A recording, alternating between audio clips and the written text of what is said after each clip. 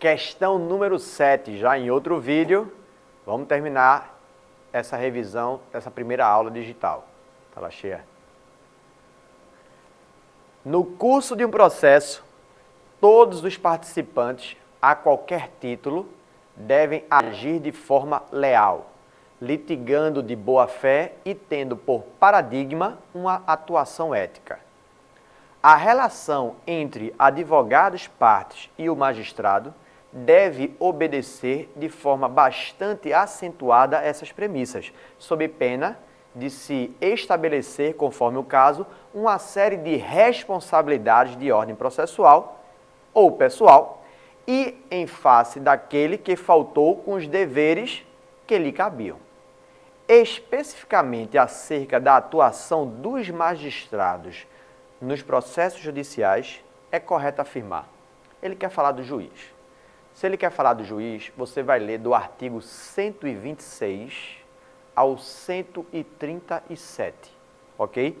Mais precisamente, na verdade, do 126 até o 133. Mas aí precisa também estudar impedimento e suspeição, que vai até o 138.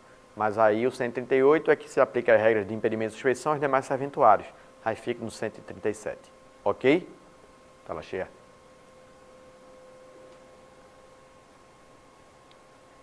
Questão número 7. Assertiva A. É dever do magistrado declarar-se impedido ou suspeito de ofício. Impedimento e suspeição estão nos artigos 134 e 135 do CPC. O artigo 134 fala do impedimento e o artigo 135 fala de suspeição.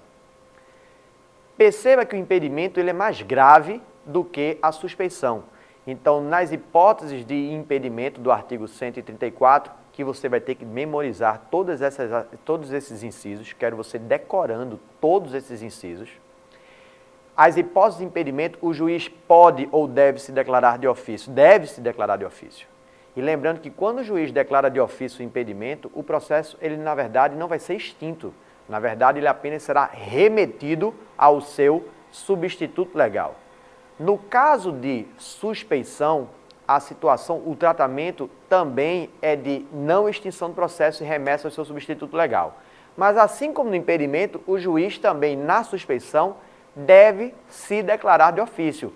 Agora, as hipóteses de suspeição, elas são mais subjetivas. As hipóteses de impedimento são objetivas. Enquadrou, não pode julgar. A hipótese de suspeição dá margem à discussão, porque é um critério subjetivo. Tipo, impedimento é irmão, então é parente de até terceiro grau em linha reta, colateral ou afim do juiz, não pode, porque ele está impedido. Agora, amigo íntimo. O que é amigo íntimo? O que é inimigo capital? É um critério vago, é um critério subjetivo. Então, dá uma subjetividade na suspeição que não existe no impedimento, que é objetivo. Voto para a assertiva. É dever do magistrado declarar-se impedido ou suspeito de ofício. É. Em caso de abstenção por parte do juiz, quer dizer, se ele era impedido ou suspeito e não fizer, poderá a parte que desejar fazê-lo arguir o impedimento ou a suspeição do magistrado por meio de exceção. Tá bonitinha essa questão. Artigo 134, 135 que eu falei, e o artigo 137 aplica-se aos motivos de impedimento e suspeição ao juiz e todos os tribunais. O juiz que violar o dever de abstenção ou não declarar suspeito poderá ser recusado por qualquer das partes. O artigo 304 é o que fala que é lícita qualquer uma das partes, por meio de exceção, argue o impedimento ou a suspeição. Toda bonitinha a letra A. Letra B. O magistrado tem, entre outros deveres, a obrigação de sentenciar e de garantir o contraditório. Está certíssimo, está lá no artigo 126. Conforme previsto pelo sistema processual, só pode o magistrado se abster de julgar se alegar e comprovar a existência de lacuna na lei. Meu amigo, se há uma máxima o juiz não pode correr da parada. Se o juiz é pago e muito bem remunerado para sentenciar. Logo, não existe nenhuma exceção à ordem que o juiz tem de julgar. Se é juiz, vai ter que julgar. O juiz não pode ser eximido de sentenciar. Mas a lei é lacunosa. Busque nas outras fontes do direito. Na doutrina, na jurisprudência, nos costumes. Pode, de acordo com o artigo 127, o juiz julgar com base na equidade. Se não, não tem conversa. Juiz tem que sentenciar. Busque na analogia, no direito comparado, não importa. O juiz tem que sentenciar. Tela cheia. Assertiva B está errada, porque ele não pode se eximir. Letra, artigo 126, o juiz não se exime de sentenciar ou despachar alegando lacuna ou obscuridade na lei. No julgamento da lei, caber-lhe-á aplicar as normas legais. Não havendo, recorrerá à analogia, aos costumes, aos princípios gerais de direito. Letra C. O juiz é dotado de independência funcional. Sim, podendo, como regra geral, decidir conforme seu convencimento, sem que de sua atuação surja o dever de indenizar qualquer das partes. Espera aí, não é assim também não. Tal dever só surgirá quando o juiz agir com culpa, dolo, fraude, gerando prejuízo a uma das partes. Culpa não. Veja o artigo 133, responderá por perdas e danos do juiz quando, no exercício de suas funções, proceder com dolo ou fraude. Recusar, omitir ou retardar, sem justo motivo, providência que a parte ordenar de ofício ou a requerimento, que deva ordenar de ofício ou a requerimento da parte.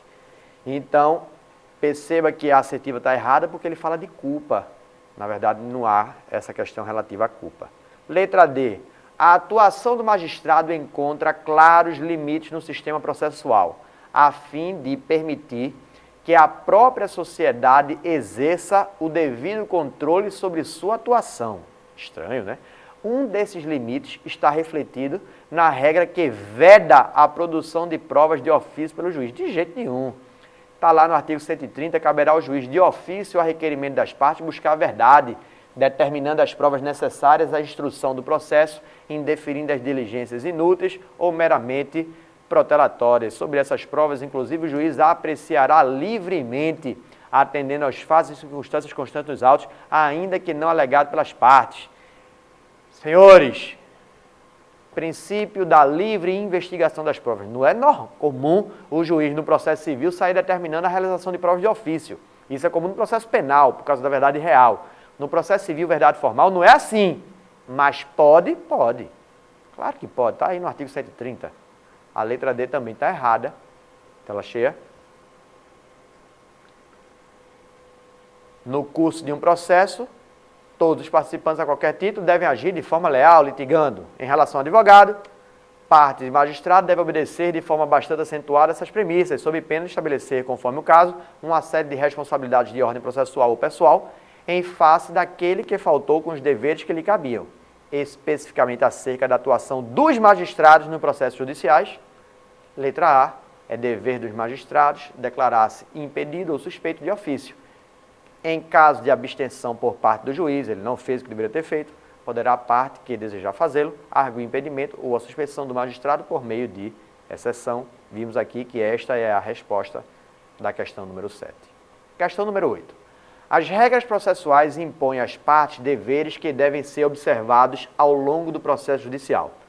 Tais deveres têm como corolário lógico a existência de uma responsabilidade processual civil. Acerca de tal responsabilidade, é correto afirmar que, letra A, a responsabilidade por dano processual não pode ser reconhecida em face de terceiros intervenientes, sendo um fenômeno tipicamente atrelado à atuação das partes da demanda. É claro que se as partes fizeram uma besteira no processo, não agirem com lealdade, litigarem de má fé, vão ser punidas. Mas isso não é aplicável aos terceiros, ao oponente, ao nomeado, ao assistente? Claro que é extensivo. Está dentro do processo, tem que seguir as regras de um processo justo, de um processo leal. Não está seguindo essas regras, está produzindo informações inverídicas que você tem certeza disso, está manifestamente praticando atos protelatórios, vai ser punido. Tanto você como parte, como terceiro que tiver intervido no processo. Tá lá cheia. Artigo 16. Responde por perdas e danos aquele que pleitear com má fé como autor, réu ou interveniente. Veja, as despesas dos atos manifestamente protelatórios, impertinentes ou supérfluos serão pagas pela parte que tiver promovido ou praticado quando impugnados. Por outra, artigo 32, desculpa, aí está com a falha, se o assistido ficar vencido, o assistido é a parte, o assistente, que é o terceiro, será condenado nas custas em proporção da atividade. Então não tem essa conversa de aliviar com o terceiro, não. Participou do processo, vai ser punido. Letra B.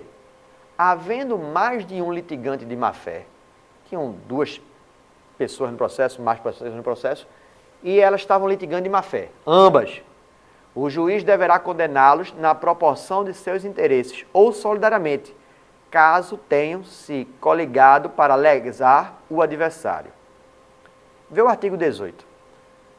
O juiz ou tribunal de ofício ou requerimento condenará o litigante de má-fé a pagar a multa não excedente a 1% sobre o valor da causa e a indenizar a parte contrária dos prejuízos que este sofreu, mais os honorários. Parágrafo 1º. Quando forem dois ou mais litigantes de má-fé, o juiz condenará cada um na proporção do seu respectivo interesse da causa, ou solidariamente aqueles que se coligaram para lesar a parte contrária. A letra B está linda. Letra C. A indenização a ser fixada imediatamente após a prática do ato punível poderá exceder 20% sobre o valor da causa, ficando sua fixação sujeita ao livre arbítrio do juiz. Não, na verdade, a punição máxima é de 20%. Leia isso no artigo 14, tá aí artigo 20, mas na verdade está no artigo 14 e no artigo 18. O máximo seria punição de 20%. Letra D. A apresentação em juízo de petição que não corresponda com perfeição ao original remetido por fax. Lembra que você pode praticar atos por fax? Se você enviar um fax, não tem aquela história de que o papel de fax se apaga, aí depois você tem que apresentar o quê? Os originais, não é isso? Você sabe, inclusive, que na lei do fax, a lei 9.800/99, tem um prazo para que você apresente esses originais. Esse prazo são 5 dias, ok? Para você apresentar os originais. Se você não apresentou os originais nesse prazo de 5 dias, aí aquele ato praticado, ele é considerado inválido porque você não cumpriu a regularidade formal. O que ele está dizendo aqui é a apresentação em juízo de petição que não corresponda com perfeição ao original anteriormente, quer dizer, você mandou um fax e depois está mandando outra petição que não está batendo com aquele fax, não pode. E seja responsabilização por dano processual, claro, mas tão somente a prática de crime a ser punido nos termos do Código Penal. Lê de novo. A apresentação em juízo de petição que não corresponda com perfeição ao original anteriormente remetido por fax, não enseja responsabilização por dano processual. Claro que enseja. Você não está agindo com lealdade. Você apresentou um fax. Ali ocorreu a consumação do seu ato. Você praticou o ato ali. Quando você for apresentar o original tem que ser idêntico ao fax que você mandou. Olha o que diz a lei 9.800. Aqui ele está dizendo que é litigância de má-fé, que é o artigo 17, aí veja só o artigo 18. Eita.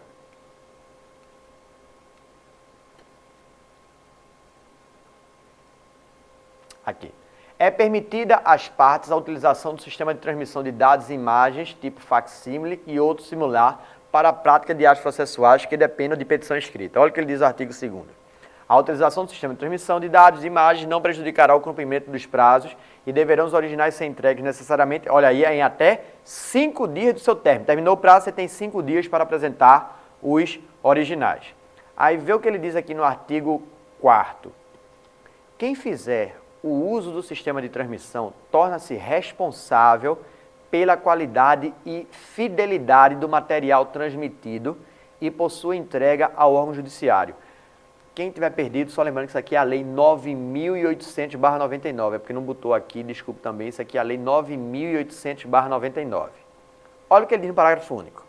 Sem prejuízo de outras sanções, então na esfera penal, por exemplo, o usuário do sistema será considerado litigante de má-fé, se não houver perfeita concordância entre o original remetido pelo fax e o original entregue em juízo. Facsímile é fax. e o original entregue em juízo. Então veja que a assertiva dele está errada porque ele diz que não haveria responsabilização pessoal. Então a correta na questão número 8 é a letra B. Havendo mais de um litigante de má-fé, o juiz deverá condená-los na proporção de seus interesses ou solidariamente, caso tenham se coligado para lesar o adversário, conforme a gente já tinha visto durante o desenrolar da questão. Tranquilo até aqui? Vamos agora para a questão número 9. Fala cheia. Maria ingressou na vara civil da comarca XYZ. Bela comarca, hein? Com uma ação de responsabilidade civil em face de André, observando o rito comum ordinário. André é regularmente citado para oferecer resposta com base nas modalidades de citação previstas no CPC, no Direito Processual Civil. Assinale a alternativa correta. Lembrando, citação, artigo 213 do CPC, é o ato por meio do qual você chama o réu a juízo para oferecer defesa. Citação é o ato por meio do qual você chama o réu a juízo para oferecer defesa. Ok? São espécies de citação. Artigo 221, a citação pode ser por AR, via postal, é a regra. Artigo 222, dá-se-á em todo o território nacional. Se você estiver morando em qualquer lugar do país onde corre sua ação e o réu mora em outro local, se nesse outro local que ele mora tem CEP, a regra não é expedir carta precatória, é citar por AR, o correio vai, ok? Então você mora em São Luís, você mora em São Luís, no Maranhão, e o réu mora em Belém, no Pará. Você cita o cara como? Carta precatória? Não, vai um AR, normal, ok? Carta precatória é na citação quando houver necessidade de oficial de justiça. Quando é que vai precisar de citar para o oficial de justiça? Pare, relembre. Espécie citação, 221, AR, via postal, oficial de justiça. Quando é que eu vou citar para o oficial de justiça? Aí você volta para o 222. A citação por AR não dá-se em todo o território nacional, capte. Não tem um monte de alínea aí. A essas alíneas, quando a ação versar sobre o estado da pessoa, citação para o oficial de justiça. Quando for réu, pessoa jurídica de direito público, oficial de justiça. Nos processos de execução, oficial de justiça. O cara mora num lugar onde não tem CEP, oficial de justiça. Se o carteiro não vai, quem vai é o oficial de justiça. Então, voto para o 221. AR, oficial de justiça, por edital, publicação e por e-mail. Você pode ser citado por e-mail hoje. E-mail. Se você receber um e-mail agora no seu computador, abre sua caixa de entrada de e-mails e está lá um e-mail. Do Poder Judiciário. Foi proposta uma ação contra Vossa Senhoria. Maiores informações, clique no link abaixo. Você clica? É claro que você não vai clicar, porque você vai ficar com aquela situação de que é vírus, é vírus. Presta atenção. Você pode ser citado por e-mail. A gente vai ainda vou falar algumas coisas rápidas sobre isso, é a Lei 11.419 de 2006, que regula o procedimento do ato eletrônico. E você vai ver que se aplica à citação as mesmas regras da intimação, do artigo 5º. E aí, para começo de conversa, só haverá citação e intimação por e-mail se tiver havido antes prévio cadastramento. Então, se você nunca se cadastrou, tenha certeza, você não vai ser citado por e-mail. Se você recebeu e-mail sem ter se cadastrado, é vírus, viu? Agora, se você se cadastrou, você pode perfeitamente ser citado por e-mail e uma tendência que é que o processo se digitalize completamente, ok? Fala cheia. Bom, sabendo quais são as espécies de citação, AR, oficial de justiça, edital e e-mail, vamos responder. Se o oficial de justiça, após comparecer 3 vezes ao local, o cara está procurando o réu, não conseguir citá-lo, não está encontrando o réu, mas tiver suspeita de que André se oculta, quer dizer que o réu está se ocultando, será feita a citação por edital. Edital não, meu amor. Se 3 tentativas frustradas, o oficial de justiça não encontrou o cara e percebeu o intuito de ocultação, a citação será feita por hora certa. Leia o artigo 227, quando por 3 vezes o oficial de justiça houver procurado o réu em seu domicílio ou residência sem o encontrar, deverá, havendo suspeita de ocultação, intimar qualquer pessoa da família ou em sua falta qualquer vizinho, que no dia imediato voltará a fim de efetuar a citação na hora que designar. Então está errada a letra A, porque não será por edital e sim por hora certa. B. Se a citação ocorrer por meio eletrônico, e seu conteúdo não for acessado no prazo de 10 dias, deverá ocorrer a citação ficta do réu. Veja, na verdade a regra aí é a regra da intimação. Quando você recebe o mandado de citação ou o mandado de intimação, porque na verdade o artigo regula a intimação, mas aplica-se as mesmas regras para a citação. Quando você recebe o e-mail ele não tem o conteúdo do ato praticado. A única coisa que tem no e-mail é a ordem de que acesse o processo digital. E no processo que você está cadastrado, acesse porque há uma informação de seu interesse lá. Então, quando você recebe esse e-mail, não tem nada no e-mail, apenas a ordem para que você acesse. Então, você não é citado ou intimado do conteúdo do ato quando você recebe o e-mail. Na verdade, o e-mail apenas manda você entrar. Você só será considerado citado ou intimado quando você acessar o processo digital. Então, enquanto você não acessa o processo digital, você não está citado ou intimado. Aí vê só, se o cara não quisesse que a ação corresse contra ele não acessaria nunca. Então vou deixar para lá. Não é assim. Quando você recebe e-mail, o artigo 5º ele diz que você tem 10 dias para acessar. Se em 10 dias você não acessa, presume-se intimado. O artigo fala de intimação, mas se eu aplico analogicamente as mesmas regras para a citação, volta a ler a assertiva. Tela cheia. Se a citação ocorrer por meio eletrônico e seu conteúdo não for acessado no prazo de 10 dias, deverá ocorrer a citação ficta do réu. Por que está errado? Porque essa citação ela não é ficta, ela é real, porque você tem a obrigação de acessar, e não ficta. Porque ficta é que, será que ele acessou ou não? Meu amigo, não, é porque tem como se confirmar que você recebeu o e-mail. Tem até como se confirmar se você abriu ou não o e-mail. Recebeu o e-mail, não fez nada, 10 dias, está citado. E essa citação é real, vai correr a revelia o processo.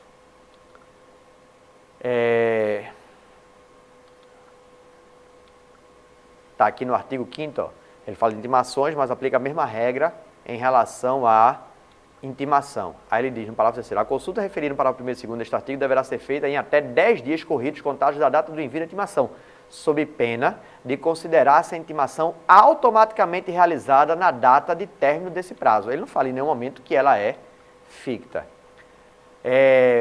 Letra C. Se André for pessoa absolutamente incapaz, não será cabível a citação feita pelo correio. Veja, se ele é incapaz, realmente não é cabível a citação pelo correio. Ele vai ter que ser citado por oficial de justiça. Olha, a citação será feita pelo correio em qualquer comarca do país, exceto... Botaram a aspasinha aqui, está sorrindo para você o exceto. Isso é um bom sinal, isso é um presságio. A citação será feita pelo correio para qualquer comarca do país, exceto. Letra A. Nas ações de Estado, não é o caso, quando for pessoa incapaz.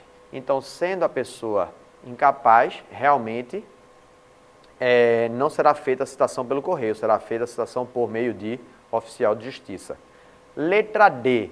Se for necessário realizar a citação em comarca contígua é aquela comarca vizinha, ok? Por exemplo, você está aqui em Recife, aí tem uma região de Olinda. Olinda é uma comarca contígua. Jaboatão dos Guararapes é uma comarca contígua aqui de Recife. Se for necessário realizar a citação em comarca contígua, deverá ser expedida carta precatória para que o juízo deprecante realize a citação. Não, o oficial de justiça cumpre os mandados nas comarcas contíguas. Artigo 230, nas comarcas contíguas, de fácil comunicação, e nas que se situem na mesma região metropolitana, o oficial de justiça poderá efetuar citações e intimações em qualquer delas, independentemente da expedição de nova carta precatória. Então, na questão número 9, a resposta correta é a letra C. Se André for pessoa absolutamente incapaz, não será cabível a citação feita pelo correio. Dúvidas até aqui? Vamos para a questão número 10. Tela cheia. Questão número 10. Questão número 10. Os atos processuais não dependem de forma determinada, salvo se a lei expressamente o exigir, e, ainda que realizados de outro modo, serão reputados válidos se preencherem a finalidade essencial. Lindo.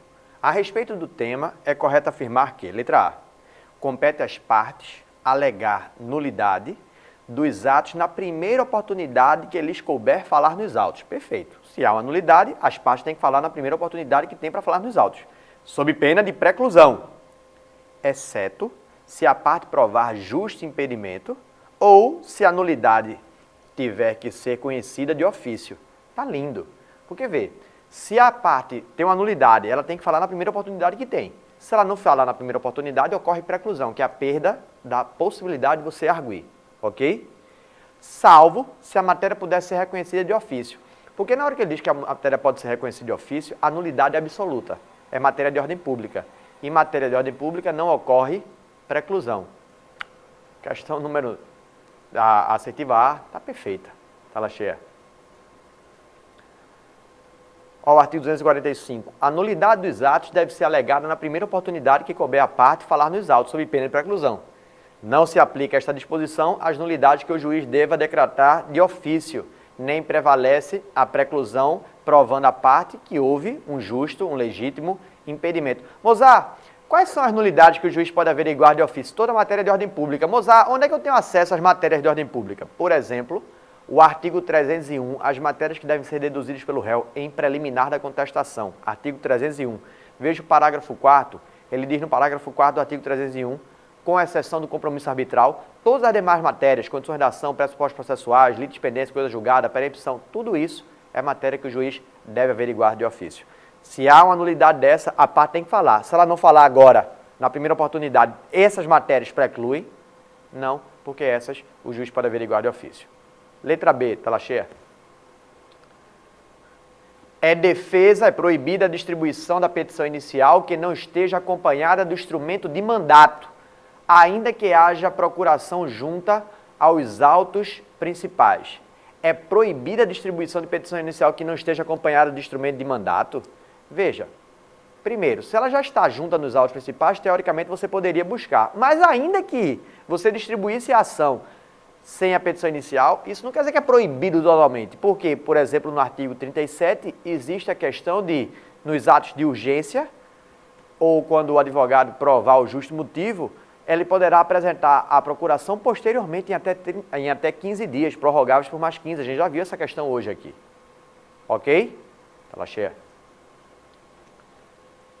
Artigo 254, é proibido distribuir a petição inicial não acompanhada do instrumento de mandato, salvo se o requerente postular em causa própria, se a procuração estiver junto aos autos principais, que é o caso, ou também nos casos do artigo 37, aqueles casos de urgência, ok? Então, perceba que poderia vir sem a procuração. Artigo 37 aí, letra C. Na hipótese de o réu apresentar reconvenção, que é a terceira modalidade de resposta, lembra que é exceção, contestação e reconvenção, dispensa-se a determinação de anotação pelo distribuidor, visto que será julgada simultaneamente a ação principal na mesma sentença. Vê a malícia.